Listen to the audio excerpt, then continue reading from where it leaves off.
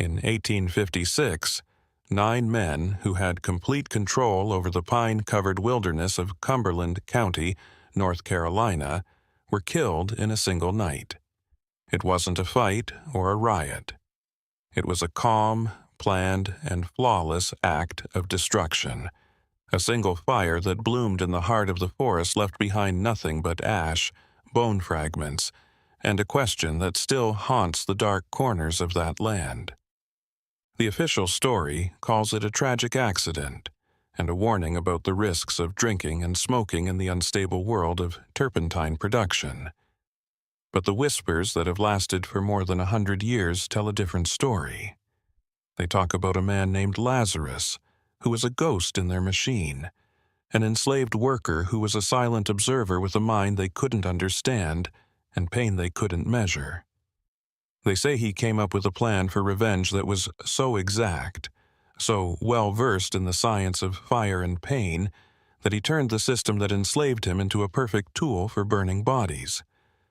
9 overseers, the small kings of this far-off timber empire, went into a cabin for a night of cards and whiskey.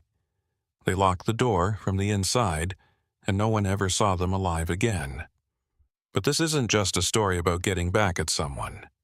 It's about how a man can turn his grief into genius and his pain into a science after losing everything: his name, his freedom, and his family. To understand how he did it, you need to know what kind of world made him. It was a world where the sweet, suffocating smell of pine resin filled the air, and where the only law was the will of the men who were about to burn. In southeastern North Carolina, the turpentine camps were their own world. Forget about the big cotton plantations you see in movies that have big houses and are close to cities. This was something else. This was a raw, primordial industry carved directly out of an endless ocean of longleaf pine. The land was a boring, beautiful, and scary stretch of trees for hundreds of miles. Deep in this wilderness, operations were like isolated colonies on a hostile planet. The work itself was a form of slow, methodical torture. Enslaved hands would spend their days carving deep, V-shaped wounds, they called them boxes, into the base of pine trees. The sticky, amber lifeblood of the tree, the resin, would slowly weep into these boxes. Workers would then return day after day, scooping the thick gum out with long-handled dippers, their skin and lungs permanently coated in the vaporous, cloying scent. In the hot, humid heat, each worker had to walk miles through snake-infested underbrush to care for thousands of trees. But the physical labor wasn't the most dehumanizing part. It was the isolation.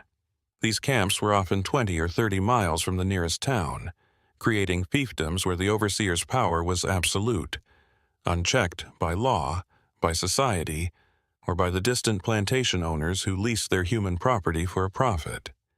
The system was a masterpiece of detached cruelty. A man like Lazarus legally belonged to an owner named Cyrus Hartwell, but Hartwell was just a name on a ledger. The men who controlled his every waking moment, the men who held the power of life and death over him, were the 9 supervisors of the Cumberland turpentine operation. They were not wealthy planters. They were something far more dangerous. Poor white men who had been granted godlike authority over those even lower on the social ladder than themselves. And they had built their own secret economy in the woods, a business of theft and cruelty that would eventually lead to its own downfall. What were these 9 men? Their names are only remembered as a list on a death record. Samuel Pewitt, Jedediah Stokes, Nathaniel Boggs, Elias Crenshaw, Hosea Talbot, Abner Little, Silas Farrow, Bogart Vincent, and Thomas Garraway. To the outside world, they were middlemen and managers in a harsh but legal business. But in the woods, they were a group of 9 heads of petty tyranny held together by a secret. You shouldn't know this, but their real business wasn't just selling turpentine. It was stealing. They had come up with a plan, a shadow ledger that ran next to the official one. They made a secret stockpile of naval stores by consistently underreporting the amount of resin, tar, and rosin their sections made. They sold these stores on the black market through contacts in Wilmington. They divided the money, which was a lot of money by their standards, into 9 parts. It was a conspiracy that required complete loyalty, which was enforced by the fact that they all stood to lose everything if one of them ever talked. This secret power structure made them untouchable. They didn't have to answer to anyone. Their cruelty wasn't just a result of their job, it was also a part of it. Fear kept people quiet, and pain made them do what they were told. Samuel Pewitt was known for his whip, which was a long piece of braided leather that he used like an extra arm. Jedediah Stokes liked to play mind games. For example, he would threaten to sell a worker's child if they didn't meet their weekly quota by even 1 barrel. They had made a perfect, self-contained world of exploitation, a place where the rules of the outside world didn't apply. Lazarus was at the center of this dark kingdom. He was 32 years old, a quiet, thin man whose hands were always stained the color of old amber. They said he was a top-notch hand, a master of his trade who knew the forest better than anyone else. But they never knew, and they couldn't know, that he was watching them and learning. And in a world made to keep him in the dark, he had taught himself a forbidden skill that would help him get his revenge. He had learned to read. There was Dina before the fire, before the anger turned into a weapon. In the harsh math of slavery, where people were property and relationships were debts, their bond was an act of defiance. They got married the way slaves could, without a legal document or a church's blessing, but with a promise that went deeper than any law. Dina was 26 years old. She worked in the communal cooking shack, which was always hot and had very little food, but her laughter could cut through the worst of despair. She was the one thing that kept Lazarus's world together, the only light in the camp's suffocating darkness. In the spring of 1855, more than a year before the fire, she was 6 months pregnant with their first child. Can you believe that someone would be brave enough to bring a new life into a world that offers nothing but slavery? Or that someone would love so deeply that they think they can make a place for hope where there isn't one? Their love was a quiet act of rebellion, a world of 2 people in the middle of a system that tries to break up human connections. They thought that every stolen moment, every shared look, and every whispered promise in the dark of their small cabin was a victory over the men who owned their bodies but couldn't touch their souls. The 9 supervisors, on the other hand, saw this love not as proof of the human spirit, but as a weakness, a lever, a pressure point to be used.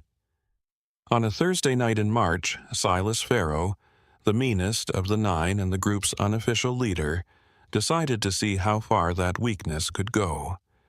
It started like many tragedies do. A man thought he could take anything he wanted, and a woman had the guts to say no.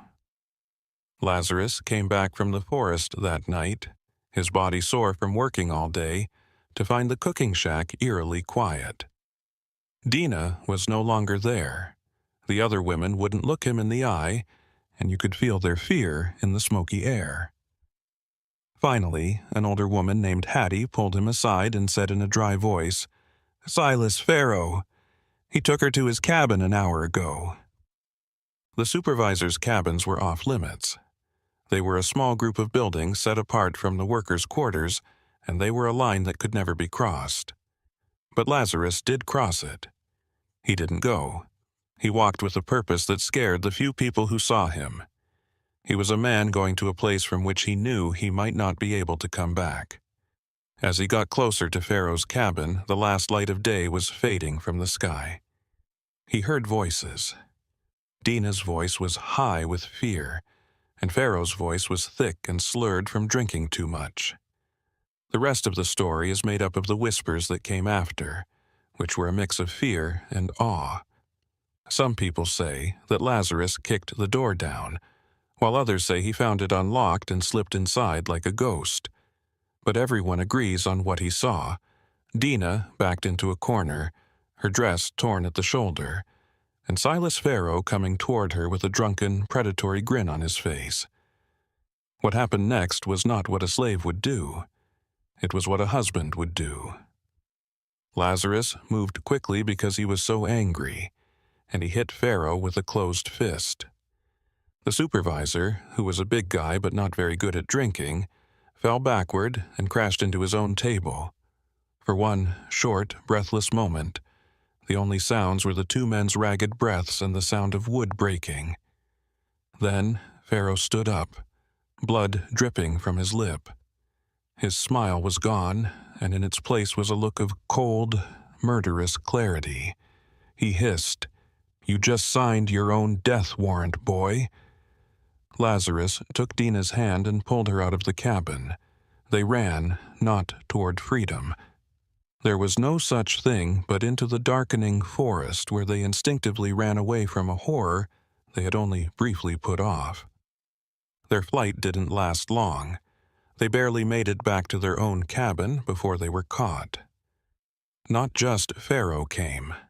6 of them did, their faces lit up by the flickering evil light of pine knot torches. They pulled Lazarus out into the middle of the clearing, and what happened next was more than just a punishment. It was a show, a carefully planned lesson for all the other slaves in the camp, showing them what happened when property acted like a person. All 9 supervisors were there now, making a silent court. They tied Lazarus to the whipping post, which was always there in the clearing. Then Samuel Pewitt stepped forward and uncoiled his famous whip. Each of the 40 lashes opened up the skin on his back. But the physical pain was far away, like a feeling that wasn't real. It was nothing compared to the pain of seeing Dina being forced to watch it, with another supervisor covering her screams. But the real punishment came after the whipping was over. Jedediah Stokes spoke to the silent, scared crowd as they cut him down, barely awake. He said, "This one has too much spirit for his own good. Mr. Hartwell will be told. He's been sold to the Deep South, and the woman goes with him." Sold south. It meant death. The sugar and cotton plantations of Louisiana and Mississippi were notorious killing fields, where the life expectancy of a new worker was measured in months, not years. Dina was pregnant and in shock, and the trip itself would probably kill her. At that point of total despair, Abner Little, the youngest of the 9, offered a different, more refined kind of cruelty. "Wait a minute," he said, and a slow smile spread across his face. "I have a better idea. We need people for the new job out west near the Lumber River swamp country. It's dangerous work. Let's send him there by himself. We'll keep the woman here and let her work off his debt. That way he spends every day wondering if she's safe, knowing that if he ever steps out of line again, she's the one who pays the price." The other bosses thought about it. It was clear right away how cruel the genius was. It was easy to sell them. This was art. It was a kind of mental torture that would last forever. They would break the bond but keep the connection alive as a constant threat. Lazarus would work in the worst conditions possible, 40 miles away in a swamp full of malaria. He wasn't afraid of the whip. He was afraid of what would happen to his pregnant wife if he failed. They all agreed. Thomas Garraway leaned in close and breathed hot and sour air into Lazarus's ear as they pulled him toward a wagon. "You should have just let Silas have his fun," he said in a low voice. 5 minutes would have been enough. Now you have to live with this forever. Was it worth it, boy? Lazarus didn't say anything. His back looked like a fire, and the ropes had made his wrists sore. But when they threw him into the wagon, he did something that none of them could figure out. He looked at each of the 9 men in turn, meeting their eyes with a gaze that was not broken but very clear. He was trying to remember their faces. He was drawing their faces in his mind with the skill of an artist, even though he didn't know he was making a death mask. That very night, the wagon took him into the dark. 3 weeks later, he was allowed to visit for a short time under supervision. He saw that Dina was thin and her spirit was low. She told him in hurried, panicked whispers about the 16-hour workdays, the smaller rations, and how Silas Pharaoh always walked by her to remind her of how powerful he was. Lazarus's voice broke as he asked, "The baby? Is the baby okay?" "Still kicking," she whispered, her empty eyes showing a hint of defiance. "This child knows its father is fighting for us." That was the last time he heard her voice. The swamp by the Lumber River was a place where hope went to die. The turpentine operation there was smaller and less advanced, like a small outpost of misery in a place that seemed to be actively hostile to human life. The soil was too wet for the pine trees to grow straight and tall, so they produced less resin and needed more work. The workers stood in knee-deep water that didn't move for hours. The air was full of mosquitoes that carried fever, and snakes' cottonmouths that dropped from the branches above like poisonous fruit. Men got sick and died from strange diseases, and their bodies just couldn't handle the stress. But this place wasn't a prison for Lazarus. It was a place where scientists worked. Without anything he loved, his grief started to harden, becoming something cold, hard, and terrifyingly patient. He stopped feeling and started to pay attention. He started to learn about the basic properties of turpentine, the substance that made up his world. He found out that its vapors were heavier than air, even though they couldn't be seen or smelled. He saw them gather in low-lying areas, like a secret, explosive sea waiting for a spark. He saw it happen once. An overseer lit his pipe too close to a storage shed, and the world went up in flames in a flash of white-hot fire. Before the man's scream could even register, the fire's roar drowned it out. Lazarus put this observation away. He found out that water couldn't put out burning resin. When men threw buckets of water on a small fire in a collection vat, it turned into a river of liquid flame instead of putting it out. Another thought written down in the quiet book of his mind. He also learned about the smoke. The smoke from burning pine resin was different from normal smoke. It was thick, black, and oily. It didn't just block vision. It also suffocated. It filled the lungs with a poisonous tar that could kill a person long before the flames ever got to him. He went to a dark university where the classes were all about death. He didn't have a plan yet. He just had bits and pieces of a puzzle he didn't know he was putting together. He was just learning how to speak the enemy's language. A new worker named Isaiah came from the main camp 3 months after he had been exiled. He brought news, and that news was the spark that would start Lazarus's dark education. Isaiah told him what had happened to Dina in a quiet voice after the overseers left. She had lost the child. Hosea Talbot, her boss, told her to lift a huge iron cauldron of boiling water even though she was very pregnant and begged him to let her do it. Talbot had told her she would starve if she didn't do what he said. She had tried to pick it up. She felt something inside her tear. She fell down. The baby, a boy, was born still 2 days later. They didn't even let her grieve, Isaiah said, his voice shaking with anger. 3 days later, they brought her back to the cooking shack and said she was using her sadness as an excuse to not work. Lazarus heard this news without saying a word. He was standing in the swamp, and the setting sun made the black water look like blood orange. At that moment, something inside of him didn't break. It got better.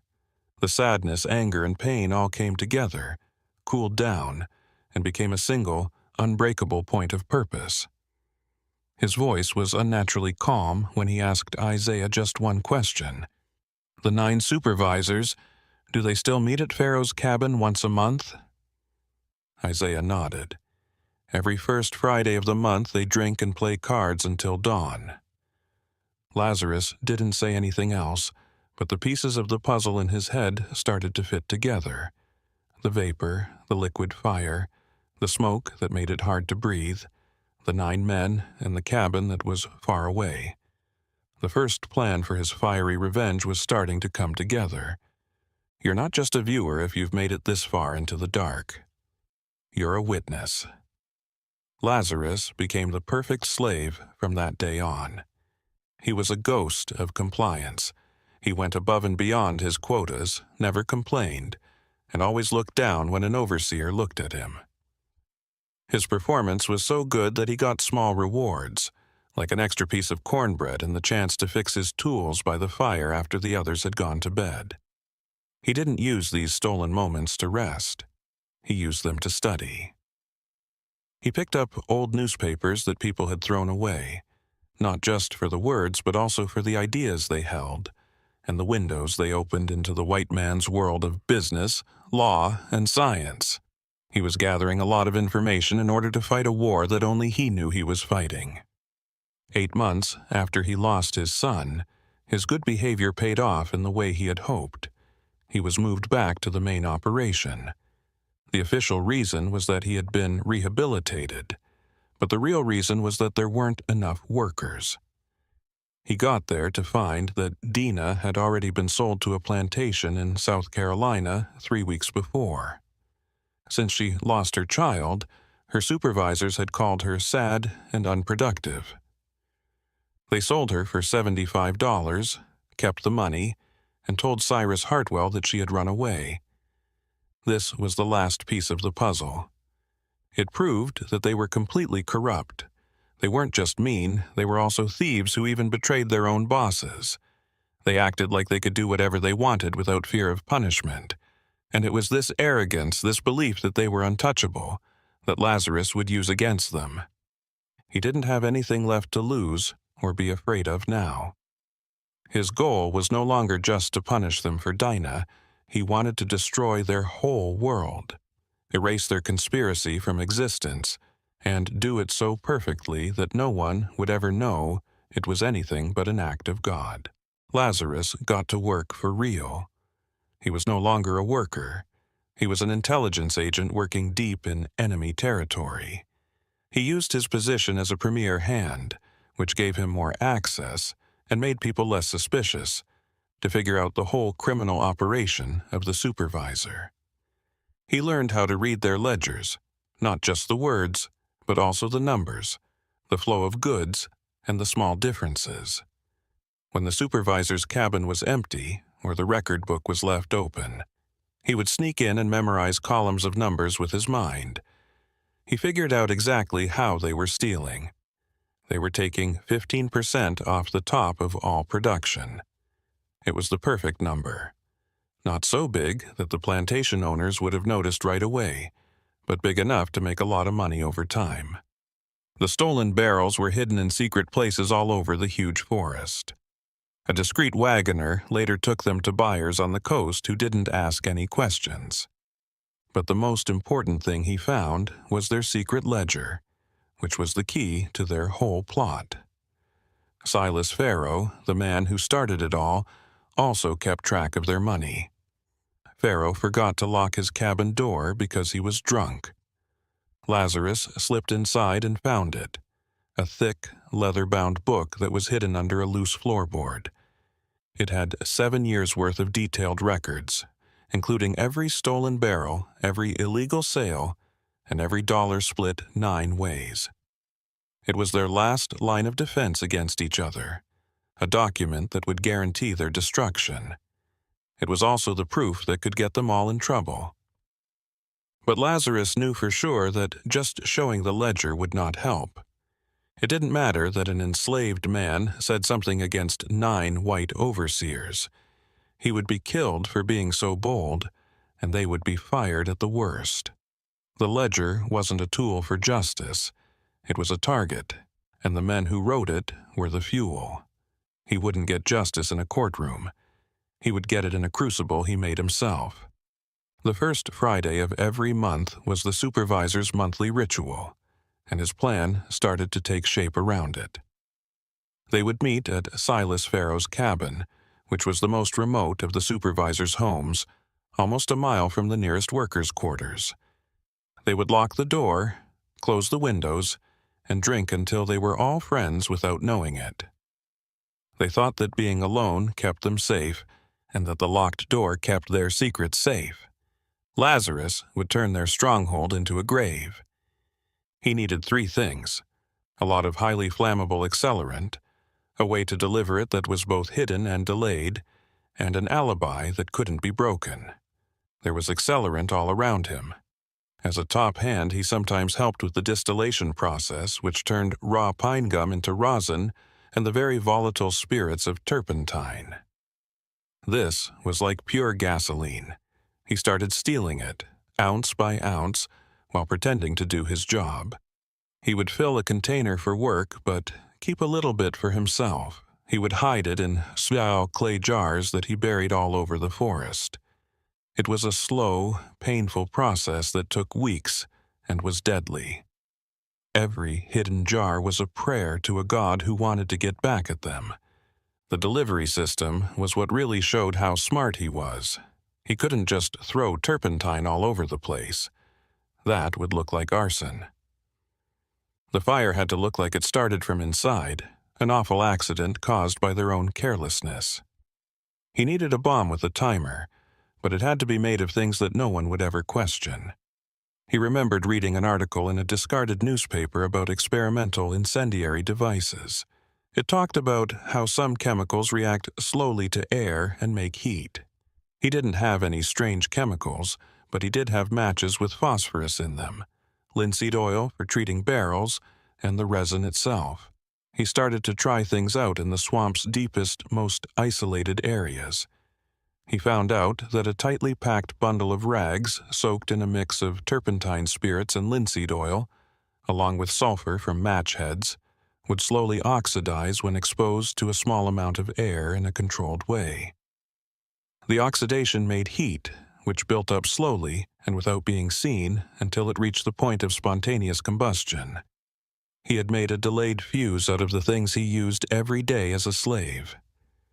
The alibi was the last part of his great work.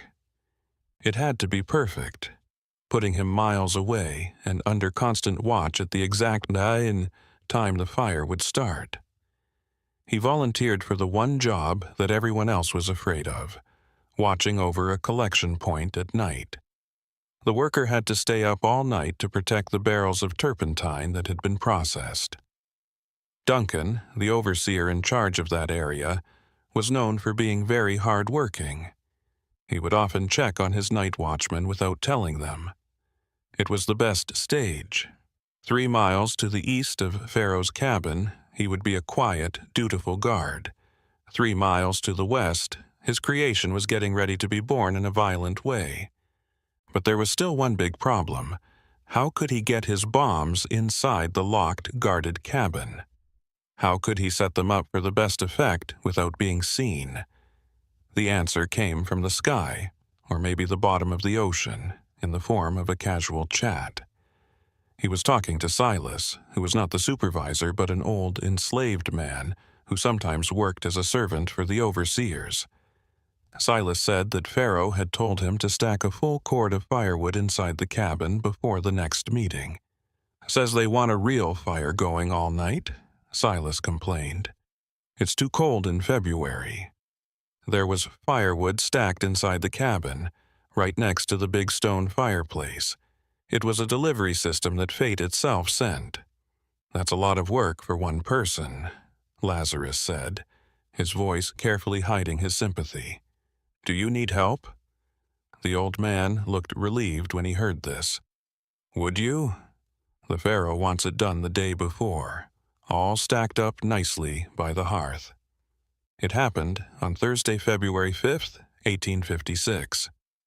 Lazarus would bring the Trojan horse right into the heart of the enemy's fortress. The stage was set, the actors were in the dark, and the writer of the last act was getting his tools ready. Lazarus found his hidden jars the day before the meeting. He made 3 different bombs, which tripled the chances of success. He made small, rough clay pots and fired them in the operation's kiln while pretending to make a bowl for his food. He stuffed the wet rags, sulfur, and volatile resins into each pot. He put a clay lid on each pot and left a hole the size of a pin to let air in slowly, which would start the chemical reaction. He then covered the pot's outsides with dirt and ash to make them look like old, useless junk that had been left behind. They were bombs that looked like garbage. That afternoon, he and Silas loaded a wagon with firewood and drove it to Pharaoh's house. The boss was there, watching them work and getting impatient. "Stack it tight against that wall," he said, pointing to the space next to the big stone fireplace, "and don't take all day to do it." Lazarus carried out his plan with the calm precision of a surgeon as they moved back and forth between the wagon and the cabin. He carefully put one of his clay pots on top of each armload of wood. The first one went near the bottom, deep in the wood, close to where the fireplace's radiant heat would be the strongest. He put the second one halfway up the stack so that it would catch fire again, this time more violently once the first fire was already going. He put the third one behind the whole stack, against the cabin's dry wooden wall, but he wasn't done yet. He had one more thing to do to destroy. He remembered what he had learned in physics class about turpentine vapor. It was heavier than air and would pool on the floor like an invisible gas that could explode. He accidentally tripped while they were finishing the stack and dropped a big armful of logs. In the brief moment of chaos when Pharaoh cursed him for being clumsy, he used a small, sharp piece of metal to stab two of the pots he had just hidden. The thin, volatile spirits of turpentine began to slowly and quietly weep out, soaking into the logs and floorboards around them. The faint, sweet smell was just like the smells that are always present in the turpentine factory. No one would notice it at all. "Get out," the Pharaoh yelled when they were done. "Close the door behind you." As they drove the wagon away, Lazarus could feel the silent mechanism he had set in motion. The slow process of oxidation had started. The clock was moving. February 6th, 1856, Friday. Lazarus worked all day, just like he always did. His movements were slow and his face was hard to read. His mind was full of worries and calculations. What if the pots caught fire too soon or too late? What if one of the men smelled something strange and got suspicious? Every hour that went by felt like forever. He showed up for his night watch duty at 4 o'clock. Duncan, the overseer, personally took him to the collection point, which was a clearing 3 miles east of Pharaoh's cabin, where barrels of finished turpentine were kept before being shipped. Duncan said, "You know the rules." His face was stern in the fading light. "If I catch you with your eyes closed, you'll feel the lash before you wake up." "Yes, sir," Lazarus said in a calm voice. "I'll keep a good watch." As the sun went down, the sky turned a dark purple and orange color. Lazarus sat by his lantern, looking like a good slave. He was keeping track of where his targets were going in his head. The supervisors were on their way to Pharaoh's cabin now. They would say hello to each other, open the first bottles of whiskey, and light the fire in the fireplace. The fire would start to warm the cabin, which would then start to warm his hidden devices, speeding up the chemical reaction inside. And the whole time, the invisible vapor would be pooling on the floor, a silent, deadly tide rising around their feet. Duncan checked for the first time at 8:15 p.m. He came out of the dark like a ghost, saw that Lazarus was awake and alert, and grunted in satisfaction before disappearing again. Everything was quiet. A faint smell came to Lazarus on the night breeze at 9:45 p.m. It was smoke, but in a turpentine forest the smell of smoke never went away. He made himself stay still so that the storm inside him wouldn't show. What if it wasn't his fire? What if something had gone wrong? Duncan came back at 10:20 p.m., and this time his walk was more urgent. He sniffed the air and asked, Do you smell that? It's getting stronger and smells like pine, but it's heavy and coming from the west. Lazarus said, I noticed it a little while ago, sir, in a tone that was carefully modulated to sound mildly worried. I thought it was just a cook fire from another section. Duncan shook his head and looked at the western horizon. No, he said. That's way too much smoke for a cook fire. He stood there for a long time, unsure of what to do. A feeling of unease was creeping into the night. Finally, he told her, You stay put. Don't move from here. I'm going to go see what the hell is going on over there. He dove back into the woods and headed west toward the smell's source. Lazarus stayed by his lantern. He didn't move at all. He was a statue made of shadow and patience, but his heart was fighting. He saw it after 10 minutes, then 20. A flash of orange came through a hole in the trees. It wasn't the small, dancing light of a torch. It was a fierce, angry glow that pulsed against the blackness of the night sky, growing brighter with every second. It was the color of the sun and the color of judgment.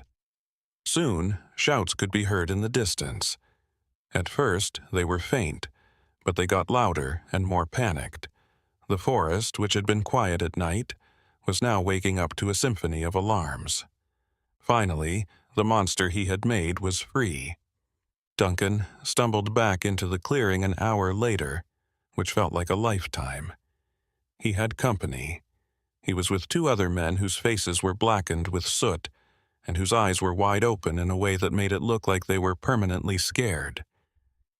It's over, Duncan said, his voice hoarse and broken. There's been an accident. The watch is over. What happened, sir? Lazarus asked, making his voice sound shocked and obediently curious at the same time. Pharaoh's cabin, Duncan said, shaking his head as if he were trying to deny what he saw in his mind. It's gone.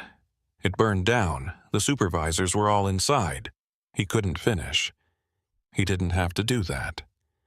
There was an unspoken truth in the smoky air between them. All 9. Lazarus let his face show the right amount of horror. All of them? But how? One of the other men stammered, We don't know. The fire was like nothing I've ever seen. It went up like a powder keg. The door was locked from the inside, and the windows were shut. By the time anyone got there, the whole cabin was a roaring furnace. There was no way to get in or out. The western sky was still a scary bright orange as they walked back to the main compound. Lazarus knew exactly why it burned so quickly and so hot. He had planned for it to. The first spark from the pot near the hearth would have started a normal fire, but it would have been one that was already burning logs soaked in turpentine. While the men stumbled around in the dark, which was full of smoke and alcohol, the other 2 devices would have gone off, starting a fire with multiple points. And then the vapor that had collected on the floor would have found a spark. The result would have been an explosion of fuel and air that would have instantly killed the men by suffocation, even before the flames touched them. It was a perfect trap that couldn't be avoided, built with the cold, calculating skill of a god. The official investigation started the next day. Vernon Ketchum, the main manager of the turpentine operations, came from Fayetteville with Cyrus Hartwell and a few other plantation owners. What they saw was a scene of destruction that looked like the end of the world. There was no cabin anymore. There was only a blackened, smoking crater left, with the stone chimney standing like a grim monument to the dead. The bodies, or what was left of them, were piles of carbon and calcified bone that were hard to tell apart. It was so hot that it bent metal and broke cistern. The first conclusion was quick. It must have been an accident. A stray spark from the fireplace must have set off the huge pile of firewood that Silas and Lazarus had brought. The men were too slow to react because they were drunk on whiskey. The locked door and closed windows had sealed their fate. Yes, it was a tragedy, but it was also a possible one in an industry that uses flammable materials. Cyrus Hartwell, the legal owner of Lazarus, stood by the ruins and shook his head. "A terrible, terrible loss," he mumbled, but his tone was more about logistics than about people. "This will cost us a lot. 9 of our best men are gone in an instant." Vernon Ketchum, on the other hand, wasn't sure. He was smart and observant, and the scene in front of him didn't feel right. He was bothered by how bad the damage was. It made him think of a strong accelerant. And as he walked around the char, he saw something else. The way the fire burned was not consistent. There wasn't just one place where it all started. There were at least 3 places where the heat was really bad. One near the fireplace, one in the middle of the foundation, and one against the back wall. It didn't look like a fire that had spread. It looked more like a fire that had started in several places at once. His eyes moved over the workers who were there, and they rested on Lazarus for a moment. He asked him to come over. "You brought the wood?" "Yes, sir. Me and Silas. Did you see anything else that was strange?" Lazarus looked him in the eye without blinking. "No, sir. Just an empty cabin. Mr. Farrow watched us the whole time, and we did what he said." Ketchum kept looking at him for a little longer, looking for something, a hint of a lie, or a sign of dishonesty. He didn't find anything. Duncan had completely vouched for Lazarus, so his alibi was rock solid. He had been 3 miles away and was being watched. It couldn't be done. Ketchum turned away, but the doubt had already started to grow. This wasn't an accident. It was an execution. Ketchum's doubt made him look deeper, not into the fire itself, but into the lives of the men who died in it. He started a quiet, private review of their production records, looking at how their reports compared to past yields from their areas. He saw differences small at first, but consistent a pattern of underreporting that had been going on for years. The truth, on the other hand, did not come from his own accounting, but from the ashes of the cabin itself. A worker found a metal lockbox in the rubble. It was bent and melted, but it had kept its contents safe from the worst of the flames. Silas Farrow's secret ledger was inside, burned around the edges but still readable. Ketchum took the ledger back to his office and read it by candlelight. It showed the full extent of the supervisor's plot. 7 years of planned theft, with names, dates, and amounts all listed. The discovery put Ketchum in a very bad spot. He would be showing a huge fraud that happened while he was in charge if he showed the ledger. The plantation owners would blame him. Everything he had worked for, including his career and reputation, would be ruined. People might even say he was part of the plan. But if he burned the ledger, he would be hiding the truth, protecting the legacies of 9 thieves, and becoming a liar himself. What would you do? Really? Should you protect yourself or tell the truth that would ruin you? Ketchum made his decision. A week later, a small fire broke out by accident in his own office. It was put out quickly, but sadly a pile of old records, including the lockbox and its contents, were said to have been destroyed. The official story about the 9 supervisors stayed the same. They were hard-working men who died in a terrible accident. They were buried together in a shared grave and remembered as victims of fate. Lazarus not only killed them, but he also unknowingly made the system forget about their crimes, cleaning their memory just like he had cleaned their bodies in fire. The irony was just as perfect as the crime. After that, the camp's power structure changed. New supervisors were hired, and the plantation owners, who were now paranoid, watched them more closely than ever. Lazarus's life went back to its boring routine, but he was a different person. He went through his days like a ghost, with the fire inside him now just a cold, patient ember. The anger was gone, and in its place was a deep, empty feeling. He had made things fair. He had paid them back for every whip, every threat, and every moment of pain they had caused Dina and their unborn son. But he learned that revenge was a cold and empty victory.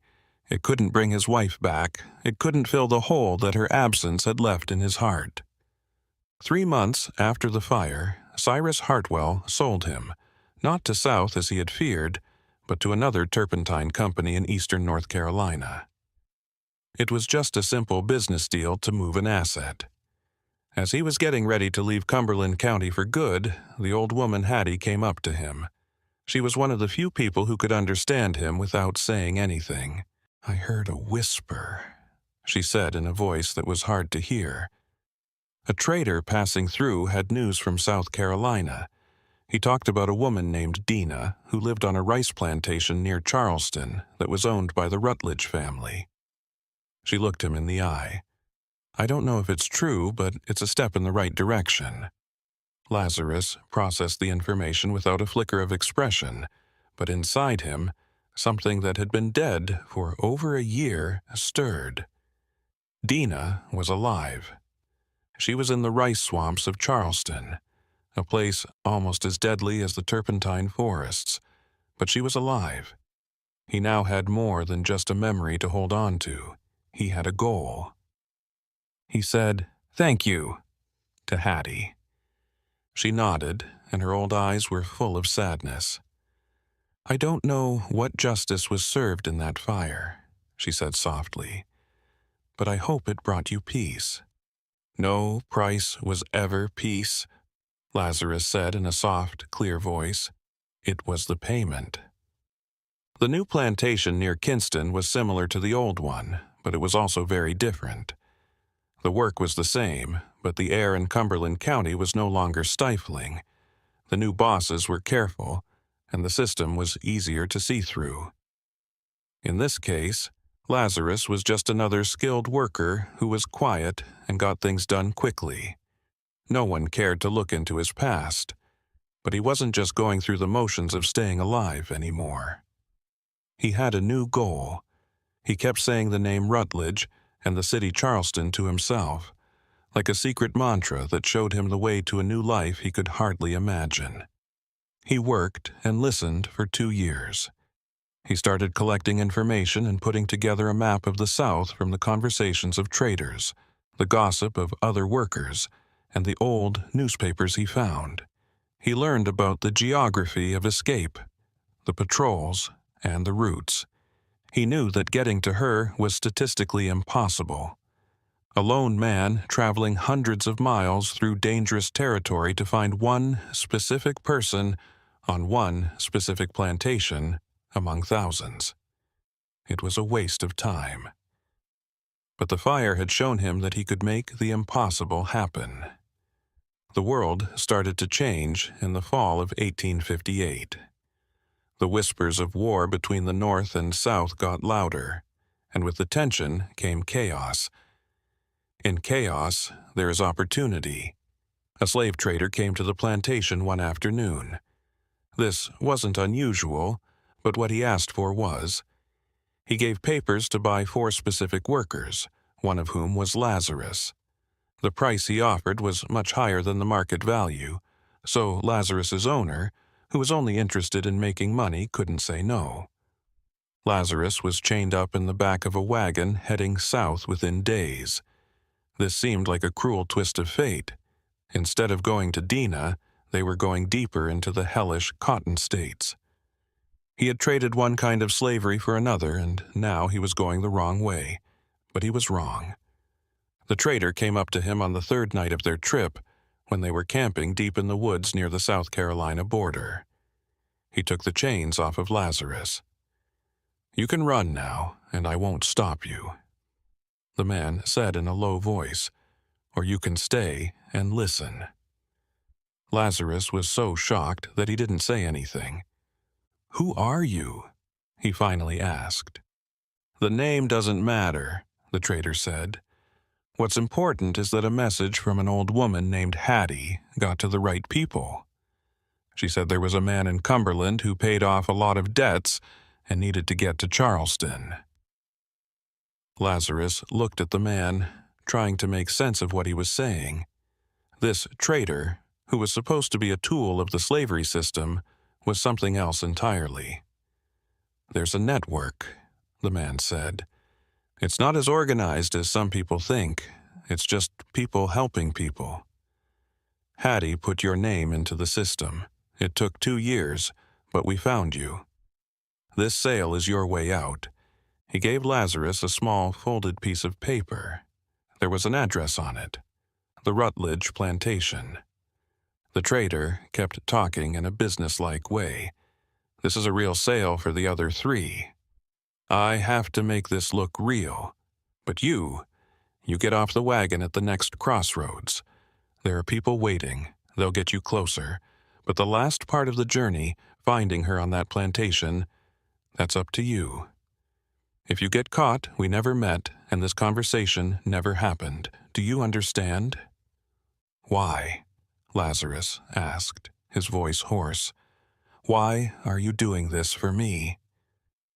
The trader looked at him, and for the first time, Lazarus saw something other than cold, hard business in his eyes. "Because Hattie said you were a man who knew how to keep track of money. She said, you earned this. Now, don't waste it." The wagon stopped the next morning when the sun came up. The trader pointed to a small unmarked path that led into the woods.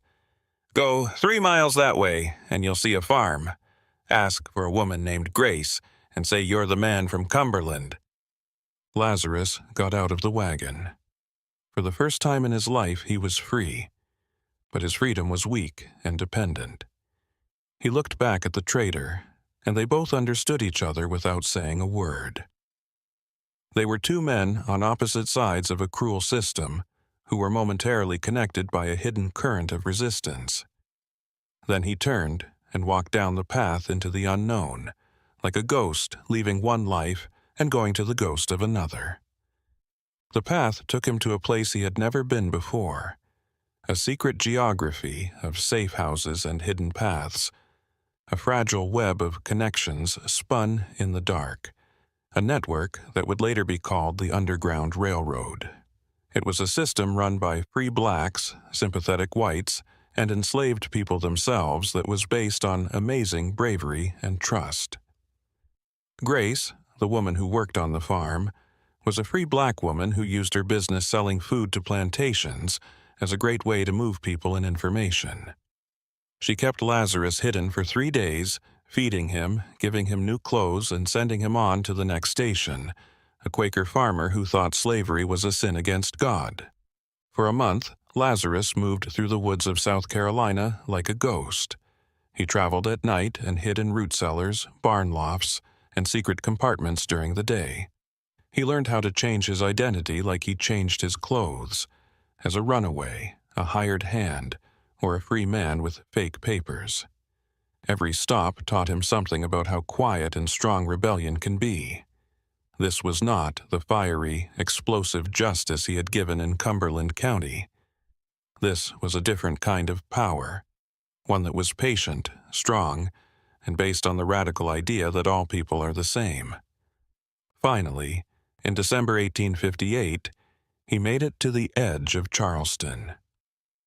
The Rutledge Plantation was a huge rice farm that covered a lot of land.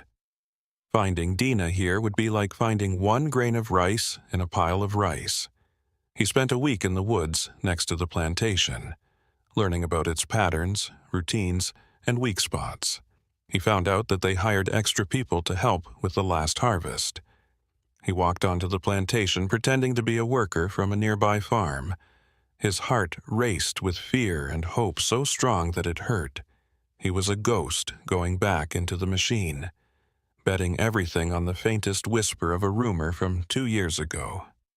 He worked in the rice paddies for 3 days. It was hard work that made the turpentine forests seem easy. He was bent over in muddy water up to his knees, cutting rice stalks with a sickle. His face was hidden by a wide-brimmed hat. He looked at the faces of all the workers he saw, looking for the one he had memorized, the one that was carved into his soul. And then he noticed her, She was walking along the edge of the field on a dike with a wooden bucket of water for the workers. She was thinner, and the easy laugh he remembered was gone from her eyes. Instead, they were deep and tired, showing how strong she was. But it was her. Dina was it. It felt like time stopped. The sounds of the field, the overseer's shouts, and the buzzing of bugs all faded into a dull roar. He stood up straight, and their eyes met over 100 feet of mud and water. For a moment, neither of them moved. They were locked in a gaze that had lasted 3 years of hell. Then the bucket of water slipped out of her hands and splashed on her feet. She took a step, then another, and then she was running, tripping through the shallow water, her eyes never leaving his. He met her halfway, and as his arms wrapped around her, he felt the impossible, solid reality of her in his arms. The weight of the 9 bodies he had turned to ash, the miles he had traveled, and the risks he had taken, all came together in this one sacred moment. "You found me," she said softly into his chest, her voice full of tears. "How? How did you find me?" He could only say, "I never stopped looking." The other workers around them had stopped, their faces showing both awe and fear. They were seeing a miracle, proof of a love that a cruel system had tried and failed to kill. But they both knew the truth, even in the hug. This wasn't the end. It was a stolen moment, a brief break from the harsh reality of their world. They talked for hours in the suffocating dark of the slave quarters that night, their voices low and urgent, trying to fit 3 years of life and loss into one conversation. Lazarus told her everything.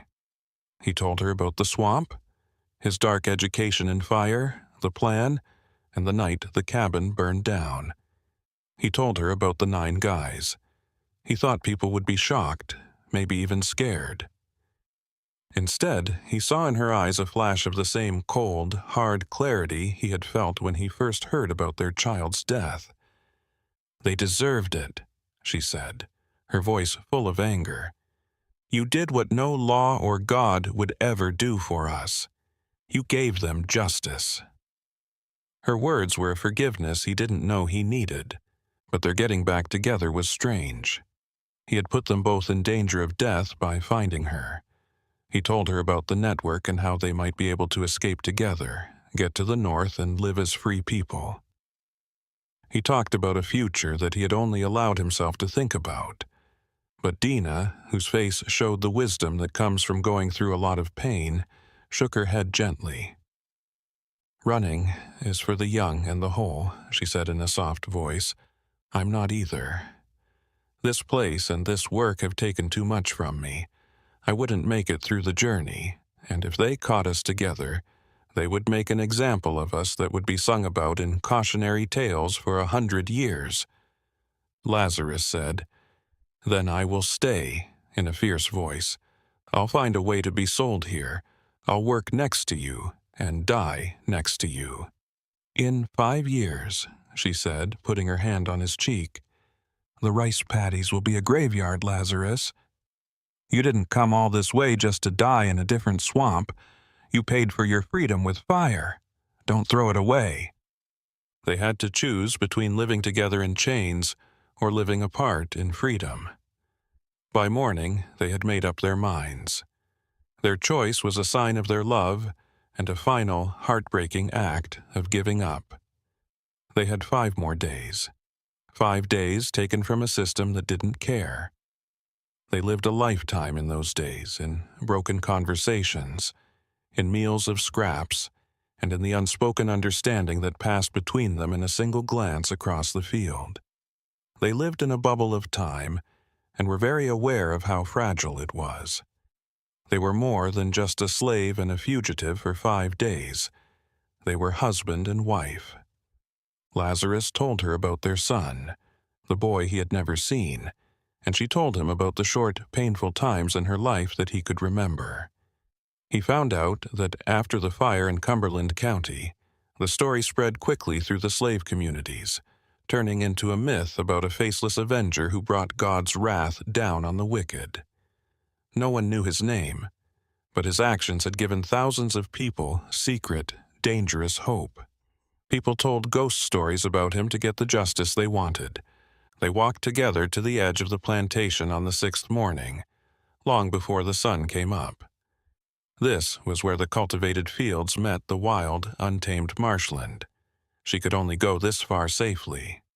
She whispered, "You live free, Lazarus," and her hands framed his face. "You live for both of us. I will feel every breath of free air you take. Your freedom will be mine." That's how it has to be. In a last, desperate hug against the coming dawn, they held each other one last time. Lazarus then turned and walked north into the marsh's shadows without looking back. He was walking away from the only person he had ever loved to get the freedom she had just bought him with her own life. He never saw her again. What happened to Lazarus? The official history doesn't say anything. He disappears, like so many others, into the huge, unwritten history of people who wanted to be free. His story breaks up into rumors and what could happen. A letter from an abolitionist in Philadelphia talks about a quiet, smart man from North Carolina named Freeman who worked in a lumber yard. He had deep, haunting sadness in his eyes and hands that looked like they would never be clean again. Another oral tradition that has been passed down in a group of black loyalists in Ontario, Canada, tells of a man who came in the late 1850s. He didn't talk much about his past, but he knew more about the chemistry of fire than anyone else they had ever met. Maybe he did it. Maybe he found a peaceful life of anonymity, like a ghost in a new, freer world, always haunted by the wife he had left behind and the men he had sent to their deaths. Or maybe the swamp, the patrols, or the journey's harsh odds took him. His body was never found, and his story ended in the same wilderness that had given him his revenge. But the fact remains that on February 6, 1856, 9 men died in a fire that was so well planned that it was thought to be an accident. Their plan to steal died with them. The story they left behind was one of sadness, not evil. Lazarus's cleverness didn't just hide the truth. A system that found it easier to believe in an accident than to face the fact that its own property could hold a mind capable of such great, terrifying intelligence also did. The deepest secrets are often hidden in plain sight, disguised as misfortune. And what of the world he left behind? The turpentine industry continued, brutal and profitable, until the Civil War tore its economic foundations apart.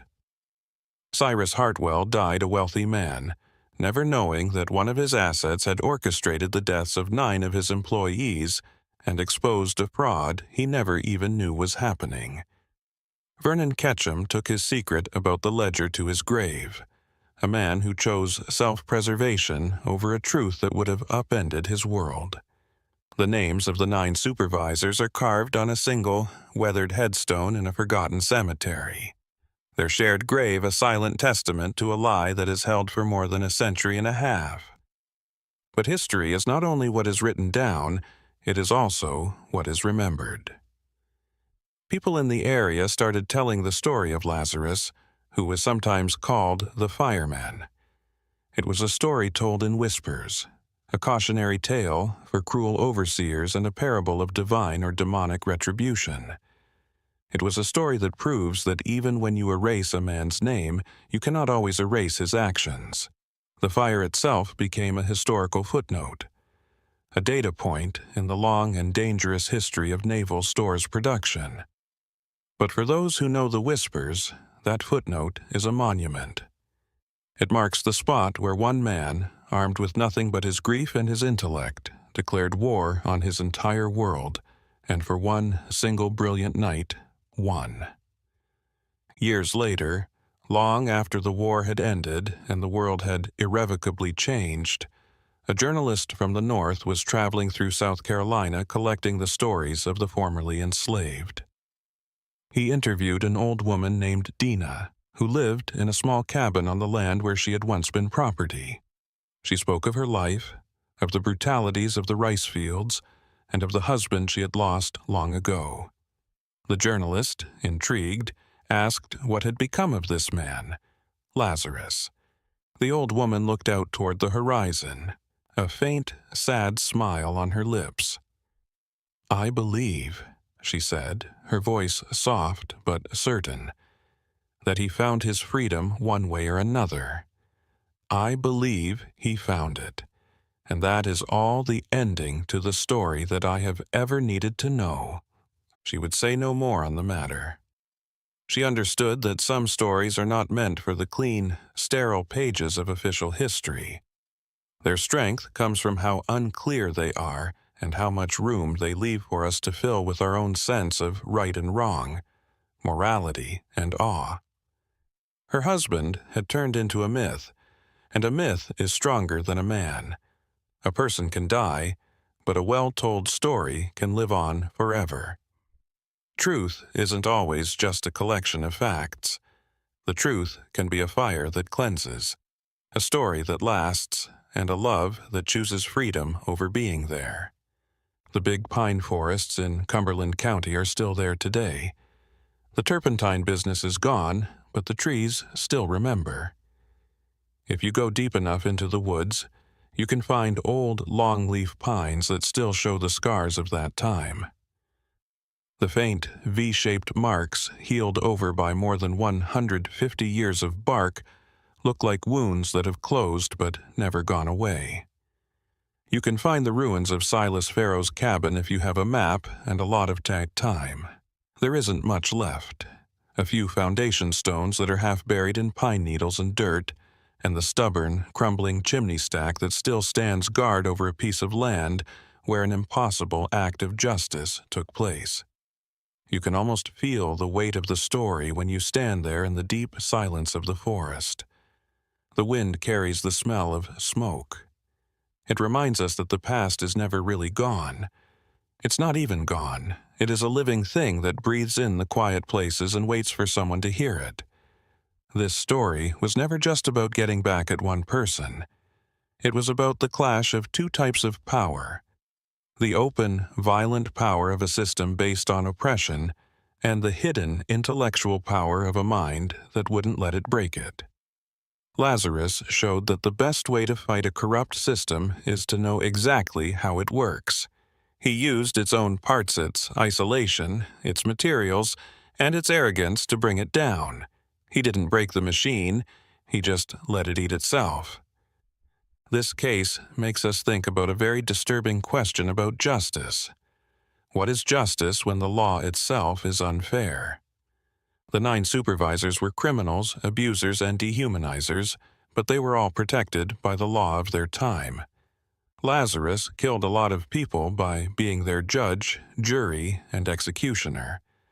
But in the moral landscape of his world, wasn't what he did a kind of deep, almost biblical justice? It implies that specific equations of suffering remain unsolvable by traditional morality. There is a dark math of revenge where a violent act can sometimes feel like the only way to make things right. Lazarus's fire was more than just an angry act. It was a philosophical statement made of ash and bone. It was a statement that when all legal ways to get justice are blocked, a man will make his own way with whatever tools he has, and sometimes the only tool that is sharp enough is fire. But was the balance of Lazarus's soul ever really right? Or does paying a debt with fire just make a new one, owed to the darkness itself? He got his revenge, and he might have gotten his freedom, but he lost the one person he did it all for. He had to leave Dina behind, and for the rest of his life, he would remember her as both a comfort and a pain. Maybe that was the system he fought against's last, most refined cruelty. Even when he won, he had to pay a price that could never be paid back. The story of Lazarus shows how scary it can be when the human spirit is pushed too far. It shows us that even the weakest person can have a mind that can outsmart, outplan, and completely destroy the people who are standing on their necks. It's proof that you can control a man's body, but you can never really own his mind. And a mind that is sharp with grief is the most dangerous weapon in the world. Keep this story in mind. When someone tells you that history is just a story about good and evil, heroes and villains, remember this. The truth is always more complicated, more mysterious, and much more interesting. Lazarus was both a victim and a killer, a loving husband and a careful planner of death. He was a monster made to kill other monsters, just like the world around him. His story is a scary reminder that the ability to plan brilliant and terrible revenge is not limited to the edges of society. It can also be found in the hearts of those who have been hurt the most by it. The fire in Cumberland County was more than just a part of history. It was a warning, because the most dangerous secrets aren't the ones hidden in the ground. They're the ones hidden inside a man who has nothing left to burn but the world.